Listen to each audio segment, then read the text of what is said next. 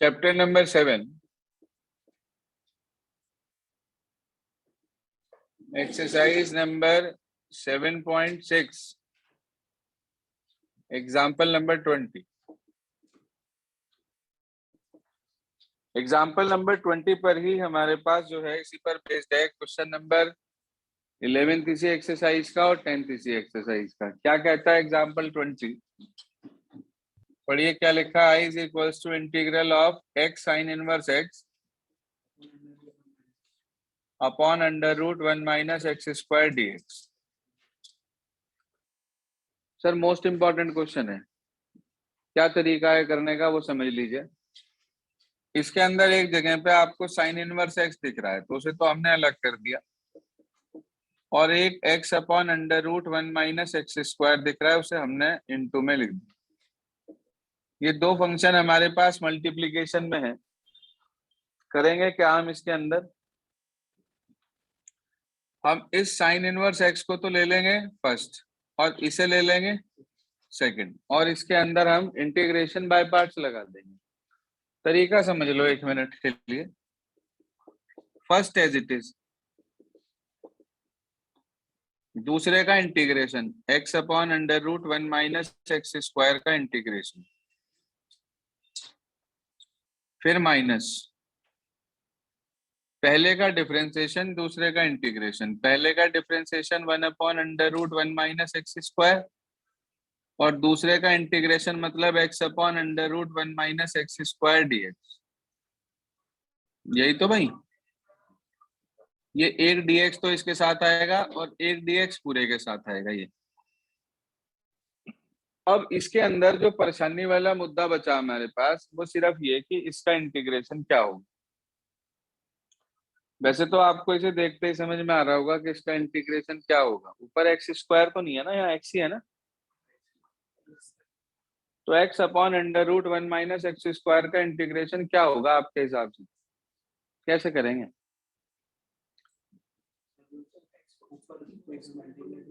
नीचे का डेरिवेटिव ऊपर पड़ा है, -2 की कमी दिख रही है मुझे। ठीक है, तो आप क्या करेंगे, इसे अलग से सिंप्लीफाई कर लेंगे।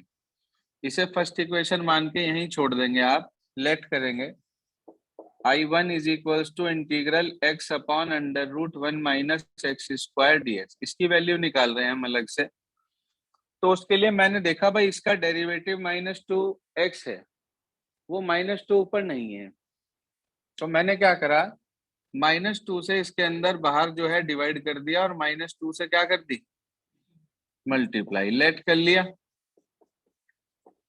1 माइनस एक्स स्क्वायर को t मान लिया बेटा जी, तो -2x dx किसके इक्वल हो गया, dt के। ऊपर वाला dt हो गया ये, तो माइनस के 1/2 तो बाहर है ही, और ये हो गया 1 upon root t dt। 1 upon root t का इंटीग्रेशन 2 रूट टी, 2 से 2 कट गया तो ये आ गया minus under root 1 minus x square. ये किसकी वैल्यू आई, हाँ जी I1 की। I1 किसे मानना था आपने, इस वाले इंटीग्रल को, ये जो लिखा है और वो जो लिखा है, तो इन दोनों की जगह पर आप ये वाली वैल्यू पुट कर दीजिए इसमें उठाकर, तो आपको आई मिलेगा। एक तो साइन इनवर्स एक्स ये रहा और साथ में मल्टीप्लाई में ये, तो माइनस के sine inverse x into under root 1 minus x square ही आ गया।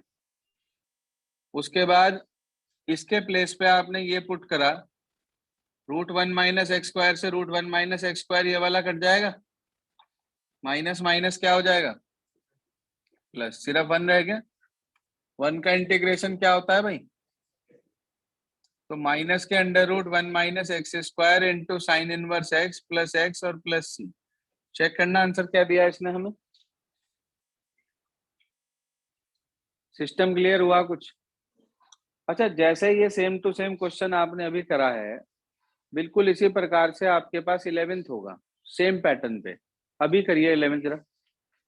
11th में लिखा है x cos inverse x upon under root 1 minus x square. बिल्कुल इसी तरीके से आप cos इनवर्स को अलग कर दीजिए, x upon under root 1 minus x square को अलग कर दीजिए। बाय पार्ट्स अप्लाई करिए, और बाय पार्ट्स अप्लाई करने के बाद इस इंटीग्रल की वैल्यू ऐसे ही अलग से कैलकुलेट करिए, सेम प्रोसेस आएगी, यही वैल्यू मिलेगी, इसे उठाकर यहाँ पुट कर दीजिए, आंसर आपको मिल जाएगा। निकालिए तेजी से, अपने आप करेंगे, सभी स्टूडेंट हेल्प ना ले भाई कोई किसी की, एक दूसरे से मत देखें प्लीज, कोई फायदा नहीं होगा नहीं तो समझने का।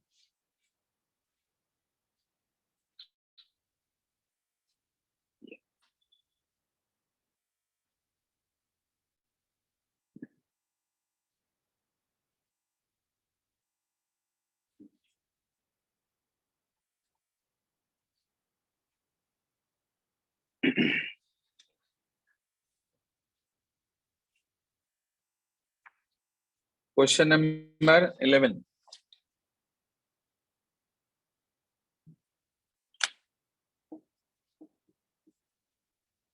क्वेश्चन है x cos inverse x upon under root 1 minus x square.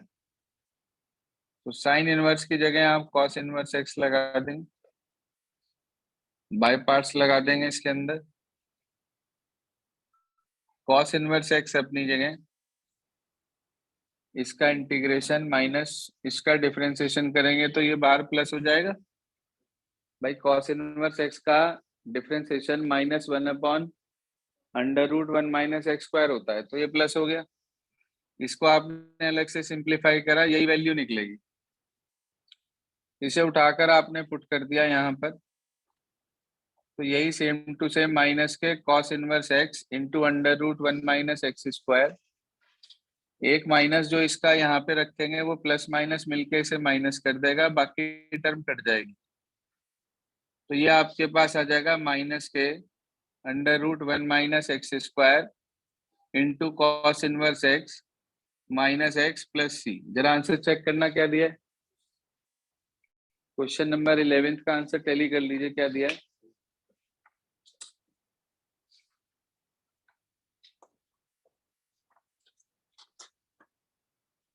Eleventh 7.6 है,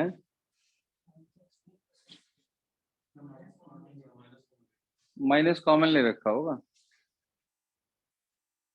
कोई बात नहीं, तो यही आंसर ठीक है बिल्कुल, सिस्टम क्लियर हो गया। जैसे आप लोगों ने 10th क्वेश्चन 11th क्वेश्चन देखा, जैसे आपने अभी अभी एग्जाम्पल 20 देखा, बिल्कुल इसी तरीके से आपके पास होने वाला अगला क्वेश्चन है एग्जाम्पल क्वेश्चन नंबर 10, जो आप कह रहे थे नहीं हुआ, वो भी समझ लीजिए क्वेश्चन 10 क्या कहता है। उसमें ना यही एग्जाम्पल 20 दोबारा से जनरेट हो जाएगा, क्वेश्चन नंबर 10, इसे हटाओ, क्वेश्चन नंबर 10 पढ़िए जी क्या कहता है, पढ़ना क्या लिखा है 10th, I is equals to integral of sine inverse x का होल स्क्वायर है, ठीक है जी, ये क्वेश्चन है हमारे पास। तो इसमें काम करने का जो तरीका रहेगा हमारे पास वो क्या है, वो सुन लीजिए। आप इसके साथ मल्टीप्लाई में 1 ले लेंगे, इसे कहेंगे फर्स्ट और इस 1 को क्या कहेंगे, सेकंड, बाय पार्ट्स लगा देंगे आप इसके अंदर, साइन इनवर्स एक्स का होल स्क्वायर तो अपनी जगह, और एक्स का 1 का इंटीग्रेशन कितना भाई, एक्स, 1 का इंटीग्रेशन एक्स, उसके बाद इसका डिफरेंशिएशन, इसका इंटीग्रेशन, बोलो भाई, इसका differentiation 2 sine inverse x upon under root 1 minus x square, chain rules हैं, और 1 का इंटीग्रेशन एक्स dx, ये आ गया हमारे पास। जरा ध्यान देना, ये आपके पास साइन इनवर्स एक्स का होल स्क्वायर, तो ये रहा, एक्स भी है साथ में, ये आपके पास आ गया x into sine inverse x का whole square -2 integral of x sine inverse x upon under root 1 minus x square dx। जरा चेक करना क्या ये एग्जाम्पल नंबर 20 नहीं है, सेम टू सेम वही एग्जाम्पल है, यानी कि इसके अंदर अब इसके बाद आप साइन इनवर्स एक्स को अलग और x upon under root 1 minus x square को अलग करके फिर से बाई पार्ट लगाएंगे और उसके अंदर से एक पार्ट को I1 मान के इंटीग्रेट करेंगे, जैसे अभी आपने बोर्ड पर करा है। मैं यहाँ पर इसकी डायरेक्ट वैल्यू रख रहा हूँ, यहाँ बीच में मैं गैप छोड़ रहा हूँ, आप लोग भी छोड़ दीजिएगा। एग्जाम्पल 20 यहाँ बीच में होगा, इसकी डायरेक्ट वैल्यू रख रहा हूँ। ये लिखा है एक्स साइन इनवर्स एक्स का होल स्क्वायर -2 ये रहा। जरा इसकी वैल्यू बताना। एग्जाम्पल 20 की क्या निकली थी हमारे पास? माइनस के under root 1 minus x square sine inverse x plus x plus c, ये वैल्यू निकली थी। इसके अंदर मल्टीप्लाई कर दो, ये आ गया एक्स साइन इनवर्स एक्स का whole square minus minus plus 2 under root 1 minus x square into sine inverse x, ये आ गया माइनस का 2x और प्लस के सी। जरा चेक करना आंसर क्या दिया है। क्वेश्चन 10 का आंसर चेक करिए प्लीज, क्या दिया जरा।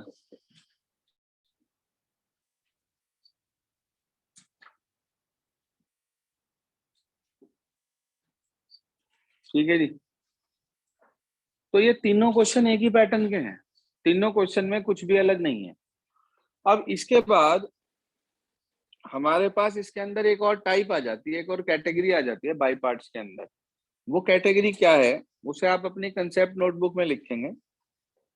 कैटेगरी समझा रहा हूं मैं आपको, जहां आप लोगों ने कंसेप्ट नोटबुक में लिखा हुआ इंटीग्रेशन बाय पार्ट्स, उसी का ही एक टॉपिक है ये हमारे पास।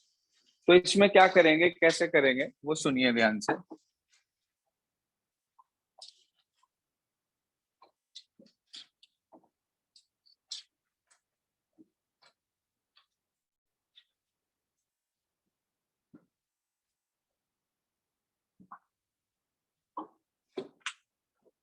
टाइप क्या है?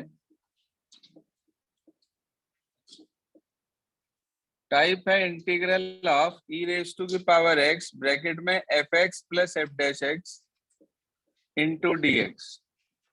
इसका डायरेक्ट इंटीग्रेशन होता है ई रेज टू की power x into f x plus c. लेकिन डायरेक्ट इंटीग्रल आप सिर्फ तब लगाएंगे जब क्वेश्चन 1 मार्क में हो या एमसीक्यू में हो, नहीं तो आपको सब्जेक्टिव इसको करके दिखाना पड़ेगा। इसको कैसे करते हैं उसका प्रूफ इसी में बता रहा हूं, ध्यान दीजिए।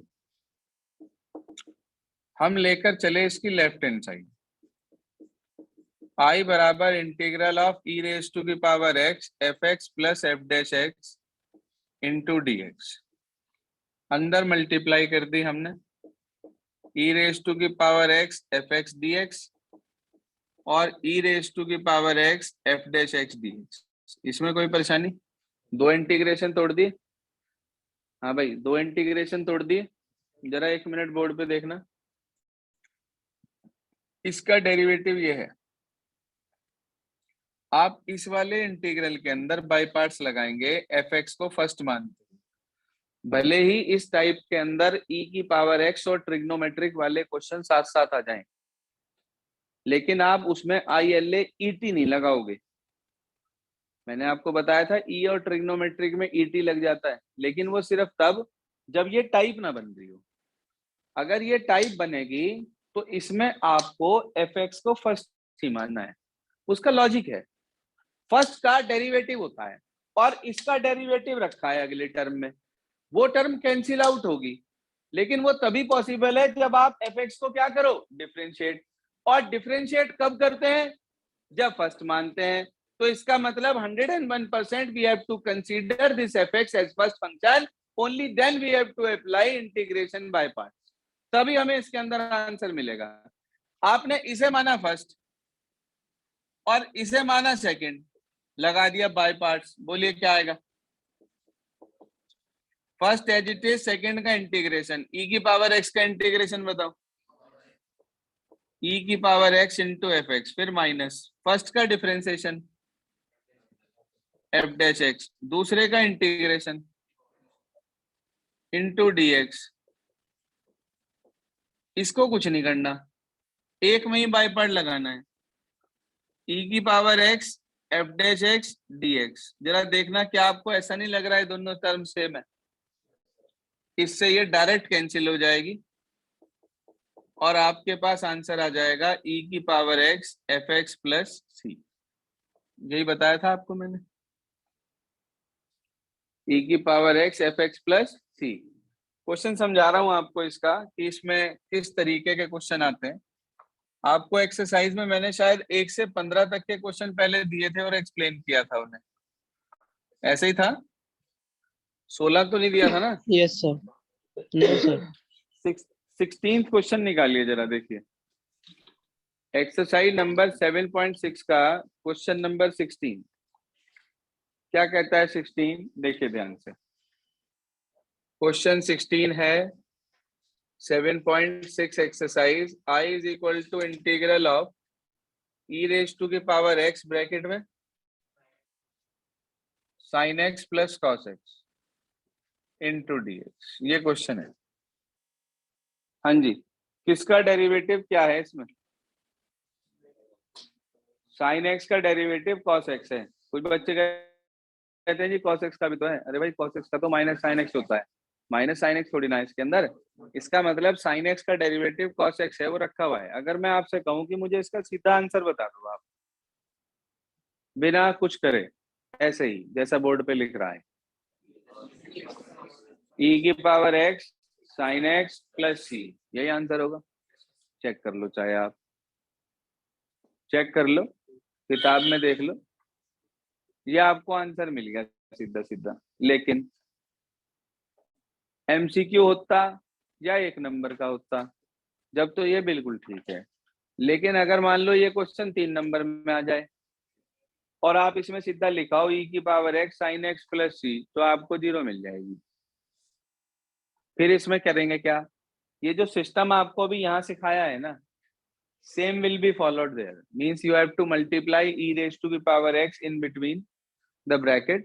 In the very first two you have to apply by parts.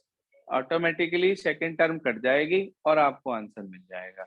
देखो कैसे हमने इसे लिखा, I is equals to integral of e raised to the power x sin x dx plus integral e raised to the power x cos x dx। मैंने आपको एक बात बताई थी, भले ही इसके अंदर ई और ट्रिग्नोमेट्रिक साथ साथ आ रहा हो, लेकिन आप चाह कर भी इसमें ईटी नहीं लगाओगे, ILA ईटी नहीं लगाओगे। जो अलग से बताया था वही सिंपल चलेगा। इसे आप मानेंगे फर्स्ट, इसे आप मानेंगे सेकंड, बाय पार्ट लगा दीजिए। सर पहला अपनी जगह, दूसरे का इंटीग्रेशन, पहला अपनी जगह, दूसरे का इंटीग्रेशन, यही आया ई की पावर एक्स साइन एक्स। फिर माइनस फर्स्ट का डिफरेंशिएशन, इसका क्या होगा? डिफरेंशिएशन साइन एक्स का। सेकंड का इंटीग्रेशन ई की power x into d x, integral of e की power x cos x d x, ये आ गया। इससे ये कैंसिल हो जाएगी टर्म, आपको मिला ई की power x sine x plus c. यही आपने मुझे बताया था कि इसका आंसर होगा। ठीक है जी, तो ये आपको आंसर मिल गया। इसमें यदि आप ध्यान से देखें, क्वेश्चन नंबर 17 पे नजर डालें आप, क्वेश्चन 17 में लिखा है, थोड़ा सा एडजस्टमेंट करना पड़ेगा इसके अंदर, बस लिखा है x इंटू ई की power x upon x plus 1 का होल स्क्वायर। अब बच्चे कहते हैं सर ये डिफरेंशिएशन तो है नहीं, एक का फंक्शन दूसरे का ब्रैकेट में तो लिखा नहीं हुआ जैसे आपने टाइप पढ़ाई थी, हम कैसे करेंगे? तो आप ध्यान से देखो, नीचे 1 प्लस एक्स है, ऊपर खाली x है, 1 प्लस एक्स बनाया जा सकता है। देखिए क्वेश्चन नंबर 17 की बात कर रहा हूँ, सिर्फ शुरुआत बता रहा हूँ। Integral of e raise to की पावर एक्स, इंटू में लिखा है x अपॉन 1 प्लस एक्स का होल स्क्वायर, यही लिखा है ना? 1 मिनट के लिए बोर्ड पे देख लें, सिर्फ 1 प्लस कर दिया और 1 माइनस कर दिया। फिर हमने क्या करा, e की पावर x लिखा हुआ है, एक बार 1 प्लस एक्स के नीचे 1 प्लस एक्स का होल स्क्वायर लिखा, तो 1 अपॉन 1 प्लस एक्स आ गया क्या, और माइनस 1 अपॉन 1 प्लस एक्स का होल स्क्वायर, एक बार माइनस 1 के नीचे लिख दिया इसे। जरा आप ध्यान से देखो, 1 अपॉन एक्स का डिफरेंशिएशन क्या होता है? चांटा 1/x का डिफरेंशिएशन -1/x² होता है। खिचड़ी मत पकाओ। 1/x का डिफरेंशिएशन -1/x² होता है। तो जरा देखना क्या 1/1 + x का derivative -1/1 + x² into 1 chain rule के according.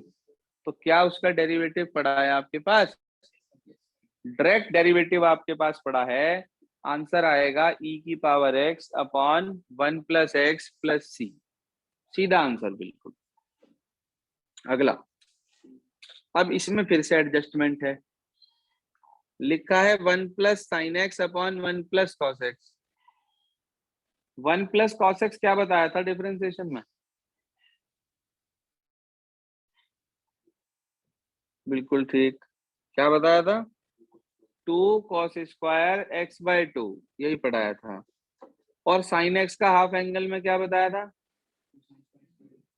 2 sin x/2 cos x/2। भाई 2 sin थीटा cos थीटा वाला फार्मूला लगा के एंगल आप कर देंगे तो 2 sin x/2 cos x/2 दोनों के नीचे अलग अलग लिख देना। 1 के नीचे भी 2 cos² x/2 और 2 sin x/2 cos x/2 के नीचे भी। तो 2 से 2 cos से cos एक तो बनेगा 10x/2, एक बनेगा sec नीचे था आपके पास cos², उसे ऊपर ले जाएंगे sec² x/2/2। तो 10x/2 का डेरिवेटिव यही होता है sec² x/2/2। sec² x/2 तो वो आएगा और 1/2 से मल्टीप्लाई करेंगे तो अपॉन में 2 आ जाएगा नहीं, तो वो उसका डेरिवेटिव हो जाएगा। अगला देखना डायरेक्ट डेरिवेटिव पड़ा हुआ क्या? 1/x का -1/x²। नहीं समझ में आई बात? उससे अगला देखना, नीचे x-1 का होल स्क्वायर है। तो अगर नीचे x-1 का होल स्क्वायर है, क्यूब है सॉरी, तो ऊपर x-1 बना सकते हो क्या आप? -3 को तोड़ सकते हो क्या? कैसे? -1 -2 बिल्कुल ठीक बात है भाई। नीचे x-1 का होल क्यूब है तो हमने ऊपर वाले x-3 को x-1 और x-2 में ब्रेक कर दिया। बिल्कुल ठीक कह रहे हैं आप। अब जब आपने ऐसा करा, ध्यान दो बोर्ड पे, आपके पास क्वेश्चन नंबर कौन सा है? 20। इंटीग्रल ऑफ e⁻x उसे आपने ब्रेक कर दिया, इस तरीके से लिख दिया, और वो जो क्यूब है उसे दोनों के नीचे अलग अलग लिख दिया। बोलो सर, लिख सकते हैं क्या? यहां से एक x-1 कट जाएगा, बचेगा i बराबर इंटीग्रल ऑफ e⁻x 1/x-1 का होल स्क्वायर -2/x-1 का होल क्यूब और dx। सर 1/x² का d/dx -2/x³ होता है। जो पावर नीचे होती है वो माइनस के साथ ऊपर चली जाती है और नीचे एक पावर प्लस हो जाती है, यही पढ़ाया था आपको। तो अगर 1/x² का डेरिवेटिव -2/x³ है तो क्या इसका डेरिवेटिव ये रखा नहीं है हमारे पास? तो वही कैटेगरी आ गई e⁻x fx + f'। fx का काम कर रहा है कौन? 1/x-1 का होल स्क्वायर, और इसका डेरिवेटिव है -2/x-1 का होल क्यूब, तो वो f'। This into this plus c, ये आंसर आ जाएगा। तरीका आपको बताया ही है कि दोनों की मल्टीप्लाई करके बाई पार्ट्स लगा के आपको आंसर निकालना है, सीधा मत करना। क्लियर हो गया सभी को? कौन सा क्वेश्चन था? 20। जरा 21 पे दया दृष्टि डालो आप अपनी। लिखा है e⁻2x sin x। सर कोई टाइप फाइव तो बन नहीं रही, लेकिन हाँ ई और ट्रिग्नोमेट्रिक साथ साथ आ रही। आपको मैंने एक एग्जाम्पल बताया था आपकी बुक में 21st एग्जाम्पल 21, जिसमें आपको मैंने बताया था कि when exponential and trigonometric comes together then we apply ILA-ET in place of TE, है ना। TE के प्लेस पे ET लगाते हैं, मतलब E वाले को फर्स्ट, ट्रिग्नोमेट्रिक वाले को। तो अकॉर्डिंगली अगर आप क्वेश्चन 21 की बात करो तो उसमें आप मुझे बता सकते हो फर्स्ट किसे मानेंगे और सेकंड किसे? e की पावर 2x को फर्स्ट और साइन x को कर लेंगे, हो जाएगा। जरा अगला देखना यार, मुझे तो ये कोई फार्मूला लगा किसका,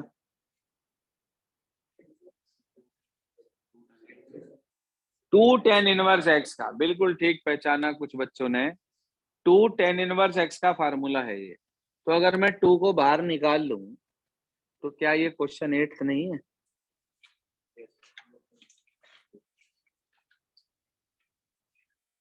एट्थ ही तो है,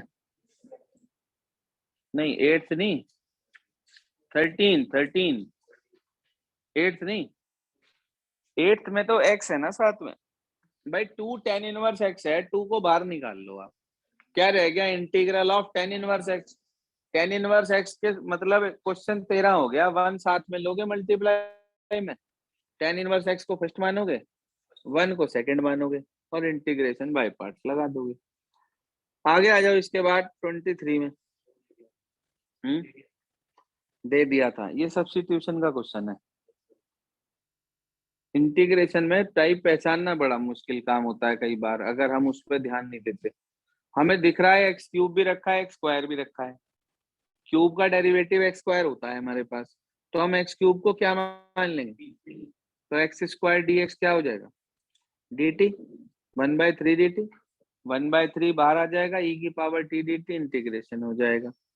अगले वाला क्या करेंगे, सेक एक्स के अंदर मल्टीप्लाई करो। अच्छा, पहले तो आ गया सेक एक्स, दूसरे नंबर पे क्या आ गया, सेक एक्स का तो डेरिवेटिव होता है कौन, तो एफ एक्स का काम कौन कर रहा, और एफ डैश एक्स का। आंसर डायरेक्ट क्या होगा, सेक एक्स प्लस सी। कौन सा ऑप्शन, बी ऑप्शन। तो ये तो आपको सीधा ही पता चल गया। तो ये जो कैटेगरी है ना, ये जो टाइप है, ये एक ऐसी टाइप है जो एमसीक्यू के लिए सबसे ज्यादा सुटेबल है। मतलब straightforward we will get the answer in this particular type. अगर देखो सब्जेक्टिव पेपर भले ही होगा, लेकिन उसमें 5-7 क्वेश्चन उम्मीद है हमें एमसीक्यू जरूर आएंगे, पहले भी आते रहे हैं। ये नहीं है कि इसी साल की बात कर रहा हूँ, आप यदि पुराने पेपर भी उठा के देखते हैं तो आपको वहां पे भी 1 मार्क वाले क्वेश्चन मिलेंगे। कुछ ईयर 1 मार्क्स वाले क्वेश्चन आए, कुछ ईयर एमसीक्यू आए, ठीक है ना, हर तरह के क्वेश्चन कैटेगरी आई है। तो मुझे उम्मीद है कि अगर सीबीएसई सब्जेक्टिव पेपर करा रहा है तो शायद 5-10% केस बेस्ड का है। अच्छा, तो चलो बाकी वही एमसीक्यू, मैंने वही कहा आपसे, 5-1 क्वेश्चन वो बैठेंगे, वो केस स्टडी में आगे तो बाकी नहीं आएंगे, है ना। तो केस बेस्ड वाले आएंगे तो फिर तो अच्छी बात है, वो तो आसानी होती है। केस बेस्ड तो डायरेक्ट क्वेश्चन बेस्ड काम होता है। तो ये आपके पास हुई category sir, integration by parts, और उसकी सेकंड कैटेगरी ई की power x f x plus f dash x. अभी आपके पास इस चैप्टर में, इस टॉपिक में सिर्फ एक चीज बची है, पार्शियल फ्रैक्शन। ठीक है जी, कल हमारे पास 31 है, आज 31 है, चलो कोई बात नहीं, एक दिन हम 2 दिन का समय और लेके इनडेफिनेट खत्म करने के बाद रिवीजन का काम पूरी तरीके से शुरू करेंगे। उसके बाद हम इंटीग्रेशन पे ब्रेक लगा देंगे, क्योंकि मैं बीच में नहीं रोक सकता, इंटीग्रेशन बीच में रोक दिया तो ये आपको आगे जाके दुख देगा, इसलिए मैं ऐसा काम नहीं कर सकता। इसके बाद हम ऐसा करेंगे कि इसे थोड़ा सा रोक देंगे, लेकिन साइड बाय साइड थोड़ा थोड़ा इसमें से मैं आपको आरएस में काम देता रहूंगा, ताकि आपके दिमाग से वॉश आउट ना हो जाए। क्योंकि ये टॉपिक इतना बड़ा है, अगर मैं इसको फिर से दोबारा कराने लगूंगा then it will take lot of time, तो उस चीज को ना भूलें आप। इसीलिए इंटीग्रेशन का आरएस से काम हम कंटिन्यू रखेंगे, भले ही हम साथ साथ टर्म 1 को रिवाइज करते रहेंगे। टर्म 1 में 2 तारीख या 3 तारीख से शुरू करूंगा। छुट्टी आप लोगों की कोई नहीं है, सुबह के टाइम ही पढ़ा देंगे। ना दिवाली पे छुट्टी है, ना छोटी दिवाली पे छुट्टी है, ना अगले दिन छुट्टी है। छुट्टी आप लोगों की सिर्फ एक दिन की है, और वो है भैया की, क्योंकि उस पर कोई कहीं जाता है, कोई कहीं जाता है, किसी के घर कोई आता है। वैसे तो मेरा उस पर भी छुट्टी करने का कोई विचार नहीं है, शाम को पढ़ाने का विचार है। बाकी देखेंगे कितने स्टूडेंट अवेलेबल हो पाते हैं, कितने नहीं हो पाते हैं, अकॉर्डिंगली डिसाइड कर लेंगे। ठीक है जी, क्योंकि आप लोगों के एक तरीके से बोर्ड के पेपर है, तो जब आप बोर्ड के पेपर में छुट्टी नहीं लिया करते थे तो अब भी क्यों लेंगे। ठीक है ना, आप उसे सिंपल एग्जाम में काउंट मत करिए, इट इज 50% बोर्ड एग्जाम। तो आपका 50% रिजल्ट जो है इसी बोर्ड एग्जाम से काउंट होगा, तो दैट्स वाई हम छुट्टी देने के विचार में नहीं है। ठीक है ना, बाकी जैसा होगा वो डिसाइड कर लेंगे, और उम्मीद करते हैं 3 तारीख से रिवीजन आपका फुल फ्लैश स्टार्ट कर देंगे। तो बच्चे बाद में रिकॉर्डेड क्लास देख रहे हैं भाई, वो भी अपनी प्लानिंग इसी के अकॉर्डिंग करें कि दिवाली पे मैं छुट्टी नहीं दूंगा। बस जी।